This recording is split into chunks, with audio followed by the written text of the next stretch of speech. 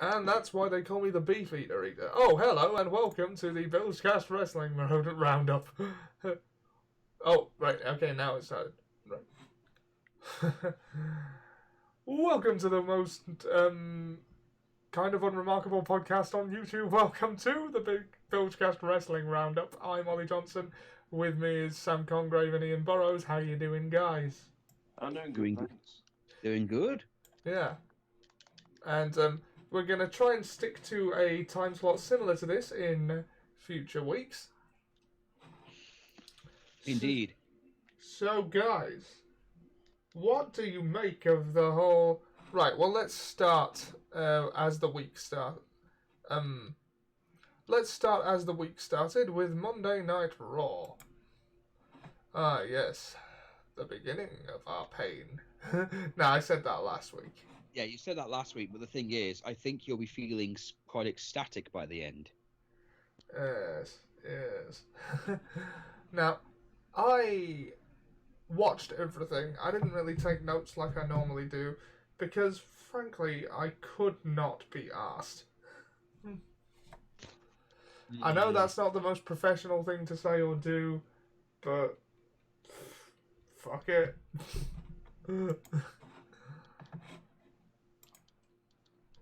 And of course, as soon as I need the results page to load, the browser... Yeah, but with that divorce court thing, were you really looking forward to seeing that?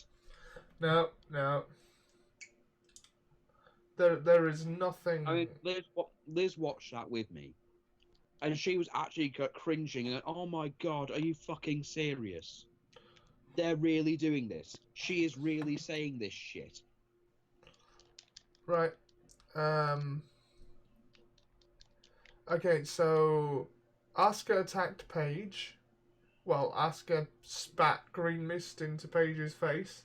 Yeah, Paige just returned, said some things, and then suddenly they start speaking in Japanese, and sadly I can't understand the language, but dear God, is it beautiful. Yeah. And then suddenly they spit in Paige's face, and Paige is selling it like they just spat acid in her face. Yeah.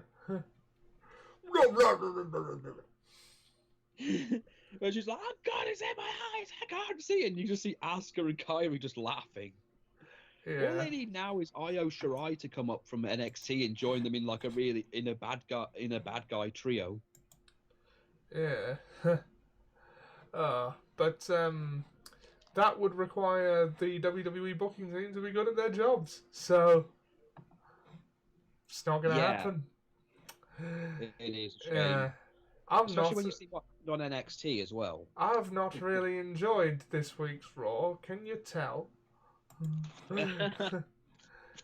Although, it'll pick up. Yeah. Becky Lynch versus Kairi Sane. That was pretty good. Mm-hmm. Yeah. And then Buddy Murphy defeated R-Truth. Yeah. R-Truth, the bane of my existence. He's harmless. You say that until he smacks you in the head and then smokes and blows smoke in your face. That was years ago. Who did he do that to? Who was on the receiving end of the bottle of water? And John Morrison, I think. Oh, yes. Yeah. Oh, God, it was that long ago. Mm-hmm. Bloody hell. Okay. It was when the Miz was WWE champion. Oh, God, yeah. Well, Ricochet fought Drew McIntyre, and it ended in disqualification. That was hyping up the whole Team Hogan and Team Flair thing, obviously. Yeah, but then McIntyre murdered Ricochet. Yes, he did. And we will get to the culmination of that feud at Crown Duel. Can I just say that Ricochet's All Might outfit was awesome? Was gonna wait to get there for that, but yes, Ricochet's All Might outfit was indeed awesome. Yeah, dude, it's fucking All Might. You always forget how much of the My Hero Academia community that I hang out with were like, I keep forgetting how much of a geek Ricochet actually is, and we love him for it. It wasn't really my favourite costume of the week, if I'm being honest. Oh yeah, well, you do seem to like. I knew you'd like the outfits the women wore at Saudi Arabia's show. That was a Those thick pink jumpers. those, Oh. clever misdirection there, but I think you know what I'm talking about. Right, so what else happened on Raw? Fucking hell, it was only Monday. Yeah, the Viking Raiders defeated. It says the Chicago Cubs here. Oh yeah, that apparently pissed off the owners of the Chicago Cubs. Really? And the sportscast people who tweeted it, who retweeted that on Twitter and said it's okay, we like AEW better anyway. Yeah. Andrade versus Sin Cara. I actually, like, for a long time, I thought Sin Cara wasn't there anymore. Like, we hadn't seen him in so long, and they've just started. I was confused when I saw him in 2K20 because he's part of the story mode. Yeah. Because basically there's a part where your character gets mad at their drawing in the Royal Rumble and like sabotages it and like kicks his trampoline. Yeah. And damages it. So when he goes to jump in the ring, he doesn't jump off the trampoline, get the bounce of the trampoline. He just jumps and then goes chest first into the ring apron. Oh. And then your character just walks by and goes, "Sorry, dude, that's on me." And I went, "Yeah, that's Sin Cara, all right." Sin Cara, botching luchador Sin Cara. Sin Cara is Spanish for "oops, I fucked up, let me try that one again."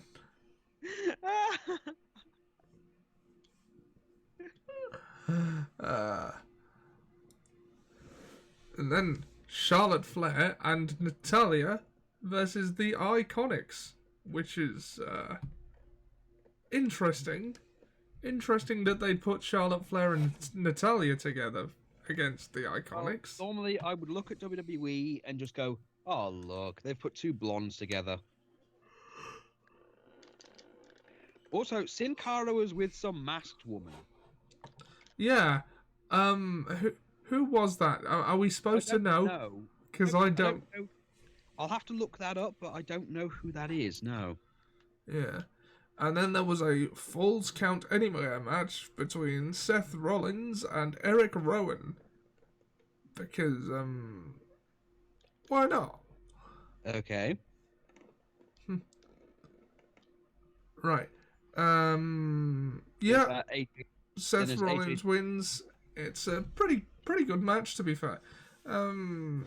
Yeah, Eric Rowan's really doing the best of his career at this point, and that says a lot. Yeah. Well, actually, it doesn't say much, to be honest.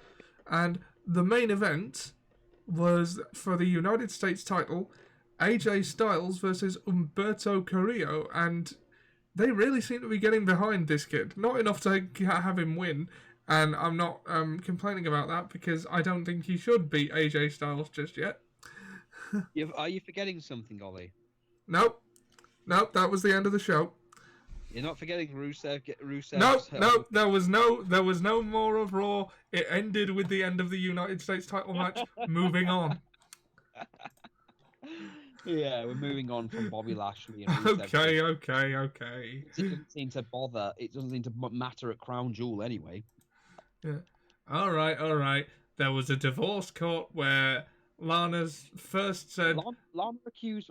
last week it was accusing Rusev of not spending money on her and taking it to Applebee's. Yeah. And the first time she was accusing him of neglecting her, and now it's just that he wouldn't leave her alone for sex, and then he cheated on her. It's true, Bobby Lashley told her so. I'm trying to get the image of Rusev going to the arena and going, "My match isn't till later. Let's matchka."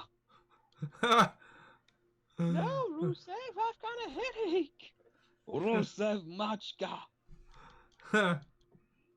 Yeah, suddenly he just wants sex everywhere, and then if anyone sees him, his like head just turns around and then just roars at the people. But yeah, but the whole I know all these horrible things I'm accusing you of because Bobby Lashley, the guy I'm cheating on you with, told me so. Yeah. I thought that Bobby Lashley just liked his sisters. Sorry, call back to earlier, but Yeah. At any rate, I believe the next thing on the agenda is NXT. All right, nice treat. right, NXT is my dig, right? Yep, Sam, this is where Okay. you come in, lead the way. Finn Balor comes out and explains why he attacked Johnny Wrestling. Basically, he made comments. The long and short of it was that he pretty much hated the fact that he spent all this time doing his thing, and he is the business effectively. He's as good as he is, and he basically had to job to a guy who has basically been messed around by WWE for too long, and the only difference with him now is that he's wearing a new mask. And he said that he's sick. He said that he's sick of the fans being in the back in the locker room when they should be out there in the audience, and saying that he's going to put Johnny Gargano back where he belongs, in the audience watching wrestling rather than being involved with it. Ooh, shots fired. Yeah, that's he basically, the argument going in is he says the Prince is back. I see. Basically, when he was the last time he was a heel was when he was Prince Devitt in Japan. Yes, I remember the name. Io Shirai versus Candice LeRae. Io Shirai gets a special entrance, complete with a band called Poppy playing her music. Nice. She beats Candice LeRae. Cool. The Kabuki Warriors defend their. Sorry, I'll just stop you there. Ian, do you have any thoughts on Raw? Not really, to be honest. I'm like, this is is it going to go good? Is it going to go bad? And it's a waste of our time. Yeah. Which the cooking storyline really is, but I'm just glad that Mike Kanellis is safe now. Mm. Do you think he goes up to Maria and him and Maria go, "The curse is over. We gave it to the Bulgarian." The curse has been lifted. Yeah, sorry. Yeah, the chastity cage on his balls is gone. Yeah. He can finally be with his wife. Yeah. Anyway, the Kabuki Warriors defend their tag team titles against Tegan Nox and Dakota Kai. So the tag team titles are on NXT as well? The Kabuki Warriors last week made the challenge. Oh, yeah. I'm still not used to the fact that NXT is seen as an equal brand now rather than the developmental. End with how you'd expect, with the Kabuki Warriors using the mist to win, and then right after the match ends, Shayna Baszler and her tag team partners come down and beat the ever-loving fuck out of Tegan Nox and Dakota Kai, but then Rhea Ripley runs out, starts beating up Shayna Baszler, but then Io Shirai, Bianca Belair, and Dakota Kai come, and Candice LeRae come out, and it becomes a massive brawl. William Regal, in his best "I'm too old for this shit" face, comes out and goes, "You know what? I've had enough of this. We are going to there's only one solution to sort this entire mess out," and he announces the first ever women's War Games match. WWE like their first ever women's stipulation matches, don't they? Anyway, War Games is happening for the women. So Rhea Ripley will be the leader of one team, and Shayna Baszler will be the leader of the other. Right. Matt Riddle and Keith Lee teamed up for the only time ever to take on the Undisputed Era. And that was pretty much it for NXT, really. I see. Yeah, this leads on to Crown Jewel. Okay, well, what are your thoughts on NXT overall, Sam? How would you rate the show? I would rate it. Look, here's the thing with NXT. It's the fact that it's being treated as an equal brand is great. I do think that they're trying their best to make the women's. They've got a lot of women on the roster. The problem I know this is going to be a long-winded one, so I'm sorry for this, but after Asuka left, a massive void was filled in the division. Like, because Asuka beat everybody. Yep, I remember. So when she left, there really was a massive thing. And To be honest, that's about when I stopped watching NXT. Like... The thing is, Ember Moon, because you remember Ember Moon was in the feud and she kept losing to Asuka. She got the title eventually, but then Shayna Baszler won it. And Shayna's been on this whole what Ronda Rousey should have been to begin with, but wasn't. And then she lost the title to Kairi Sane, but then she got it back. And she's been on this whole thing with the Four Horsewomen, basically with her little mini faction. There have been challengers coming up to her, but the problem is, again, that they're not really shown to be that much of a challenge. Until Rhea Ripley turned up and basically murdered her. Rhea Ripley has only just come up from NXT UK, by the way, so that's kind of why. But they've turned Io Shirai heel. They keep putting Bianca Belair in, but I haven't paid much attention to Bianca for a while because I don't really care for her character, but she does this whole thing where she claims she's undefeated, but she's actually been defeated quite a few times on NXT, but she's like in a living in denial kind of thing. Wait, so... She claims to have been undefeated. She claims to be undefeated on NXT, but she's been pinned and even submitted to Shayna Baszler multiple times. She recently just lost on NXT to Rhea Ripley because they did this whole thing a few weeks ago where 4 women were saying why they wanted to be the women's champion, saying why they deserved to face Shayna Baszler, and well, it literally culminated in Rhea Ripley wrestling Bianca Belair and Rhea winning, despite the fact that Io Shirai interfered to try and cost her the match. She still got in and basically beat the shit out of her. I see. But yeah, that's literally what happened. So I'd honestly say that NXT its women's division is great. Its men's division is kind of stepping back a bit, although I did like that Tommaso Ciampa pretty much looked at the NXT title and then said, sorry, baby, daddy's going to have to go to war. We'll be back for you later. He's going to go to war. So there might be a men's war game match, or he might have been foreshadowing Smackdown. Yeah, and I'm sure we'll get to that. Well, which I'll leave to you. We should go on to Saudi Arabia because there is a lot to fucking talk about Saudi Arabia. All right, let's get this over with. Yeah.